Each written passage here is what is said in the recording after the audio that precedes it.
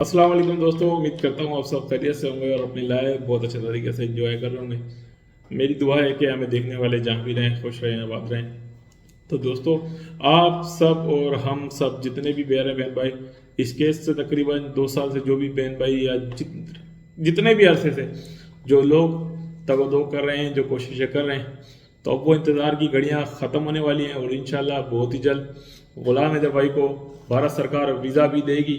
तो इंशाल्लाह ग़ुलाम हैदर भाई बहुत ही जल्द भारत रवाना होंगे। तो दोस्तों, इसके साथ साथ समझने की बात ये भी ज़रूरी है कि कौन लोग ग़ुलाम हैदर भाई के मतलब हामी हैं और कौन लोग नहीं चाहते कि ग़ुलाम हैदर भाई को ग़ुलाम हैदर भाई के बच्चे मिले हैं।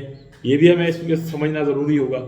और दोस्तों, मुझे आज एक बहन ने क्लिप सेंड किया हिंदुस्तान साइड से, उनका मैं नाम यहाँ मेंशन नहीं करूँगा। तो उसमें उन्होंने एक क्लिप सेंड किया कि एक महिला है जो तकरीबन 2 साल से आवाज़ उठा रही हैं हैदर भाई के बच्चों के लिए और बार बार हैदर भाई पे एहसान भी जता रही हैं। तो उन्होंने कल ये कहा है कि उनका कोई क्लिप या कोई थंबनेल इस्तेमाल ना करे। तो प्यारे बहन भाइयों, तो मैंने तो टोटल उनके साथ 3 लाइव की थी, तो लिहाजा उनकी खुशी की खातिर वो तीनों की तीनों लाइव मैंने कल डिलीट किए, क्योंकि पहले उन्होंने एक जगह पे मुझे कहा था कि नहीं मैंने वकास भाई से नहीं कहा, मैंने तो फलां से कहा था, ना शाहिद भाई से कहा ना वकास भाई से कहा, तो मैंने तो फलां से कहा था, ठीक है। तो लिहाजा फिर उन्होंने 2-3 दिन पहले मेरे पे काफ़ी सारा एहसान भी जताया कि वकास भाई भूल गए, मिन्नतें करते थे लाइव करने के लिए और भी पता नहीं और कुछ कहा था, मेरे नाम से सब्सक्राइबर बढ़े। तो लिहाजा उन्होंने कहा कि मेरा कोई थंबनेल ना लगाए। तो लिहाजा भाई हमने तो थंबनेल वगैरह तो दूर की बात, उनका साया भी हम अपने चैनल पर पढ़ने देना नहीं चाहते। तो दोस्तों देखें, हैरानगी की बात है कि अगर आप हक और सच की आवाज़ उठा रहे हैं और अगर कोई आपका थंबनेल लगाता है, मैं तो नहीं लगाता, ठीक है, मैंने टोटल 3 लाइव इनके साथ की थी, 3 ही थंबनेल थे, उसके अलावा ना कभी थंबनेल लगाया, पहले भी नहीं लगाया ना बाद में लगाया, ठीक है। तो ना मज़ीद में लगाना चाहता हूँ। तो उनके साथ मेरी टोटल 3 लाइव थी, वो मैंने डिलीट कर दी हैं। तो दोस्तों, मैं तमाम बहन भाइयों से ये कहना चाहता हूँ कि आप मज़ीद आगे बढ़ें, पीछे को छोड़ें। तो कुछ लोग तो सिर्फ पीछे देखने में लगे हुए हैं, पीछे से क्या किया था, आगे किया था, वो किया था। तो मैं उनसे कहना चाहता हूँ कि अगर एहसान जताना है तो उन लोगों पे जताएं जिनके साथ आपने 100 लाइव किए हैं। हमारे साथ तो 2-3 लाइव की, उसमें भी आपने इतना एहसान जताया और कि भाई मेरे से चैनल बढ़ गया। जिनका इससे वजह से आपका चैनल बड़ा होगा तो आप उनको एहसान जताएं, मुझ पे एहसान जताने की क्या ज़रूरत है।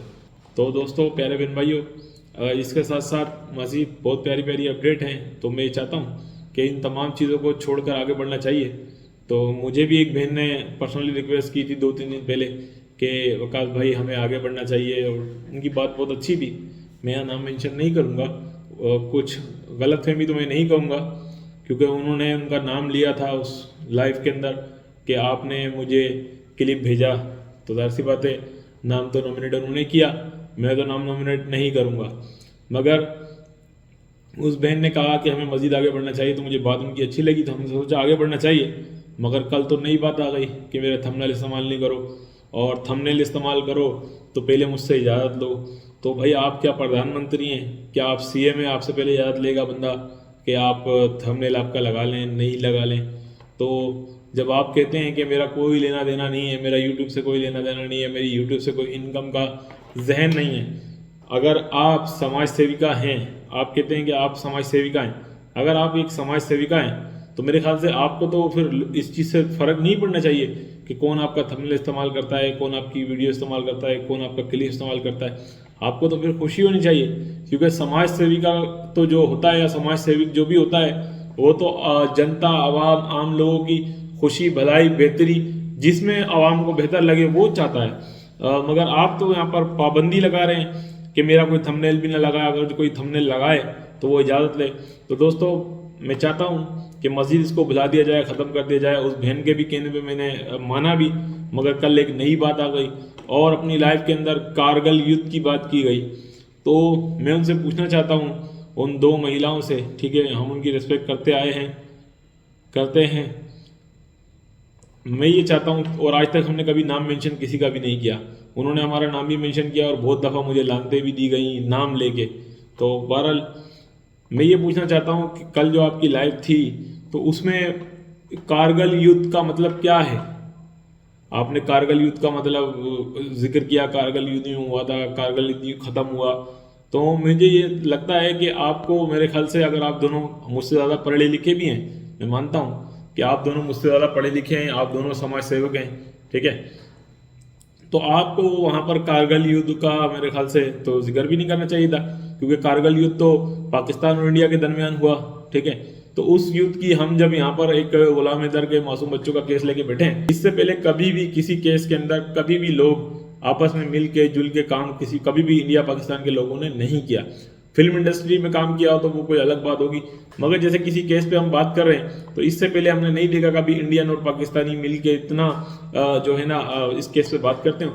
तो मैं यही चाहता हूँ कि मज़ीद हम लोग सब मिल के गुलाम हैदर के बच्चों का केस जिस तरीके से पहले कर रहे थे वैसे ही करते रहें, और आपस में बदनज़मी करने से, एक दूसरे को वो करने से कोई फ़ायदा नहीं है। आप नहीं चाहते आपका थंबनेल इस्तेमाल हो तो खैर हम तो नहीं इस्तेमाल करते, ठीक है, जो आपसे आप जो करते होंगे उनके लिए सबक होगा, मगर मैंने तो भाई अपने पास से तमाम जो क्लिप्स थे या जो भी चीज़ थी, जो लाइव्स थी, वो डिलीट कर दी।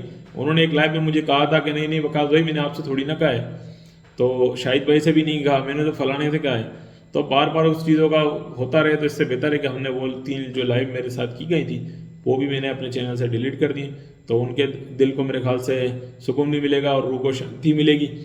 तो दोस्तों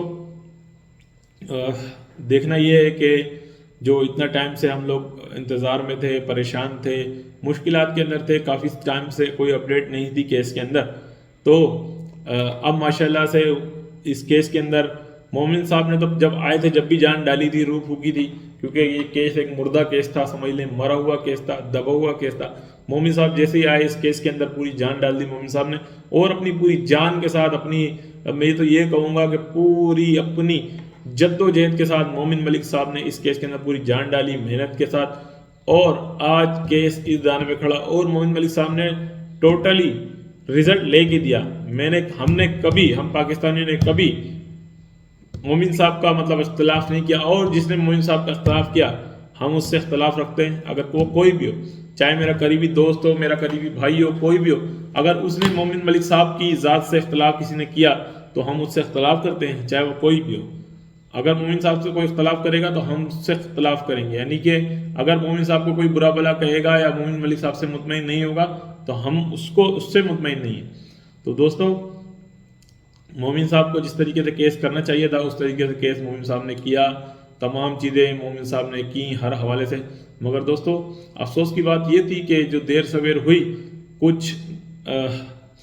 कुछ लोग जो बड़े पैमाने पे सीमा हैदर केस के अंदर मुलविस हैं, जिसमें से एक पुलिस सर फहरिस्त है रघुपुरा की, यूपी की, जिसने अब तक सीमा हैदर की चार्जशीट अब तक फाइल नहीं की है। तो दोस्तों ये टोटल डिपोर्टेशन का केस है, था नहीं, केस है।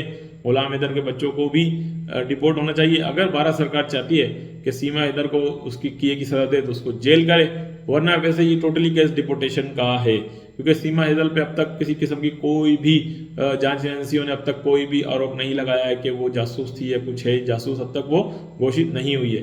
तो दोस्तों बस उम्मीद यही है कि जल्द से जल्द गुलाम हैदर भाई को वीज़ा मिल जाए और गुलाम हैदर भाई अपने बच्चों से सबसे पहले मिल लें, उसके बाद केस चलता रहेगा अल्लाह मालिक है। मगर इस वक्त जो गुलाम हैदर तड़प रहा है वो सिर्फ और सिर्फ अपने बच्चों से खुसूसी मिलने की खातिर तरस रहा है, क्योंकि दोस्तों सब लोग जानते हैं और गुलाम हैदर खुद भी जानता है कि केस इतना आसान नहीं है कि अगर रमज़ान के अंदर गुलाम हैदर को बुला लिया भी जाए तो उसके फ़ौरन बच्चे हवाले हो जाएंगे। तो ये तो हर पढ़ा लिखा शख्स जानता है कि बच्चे तो फ़ौरन से हवाले इसके होने वाले नहीं है।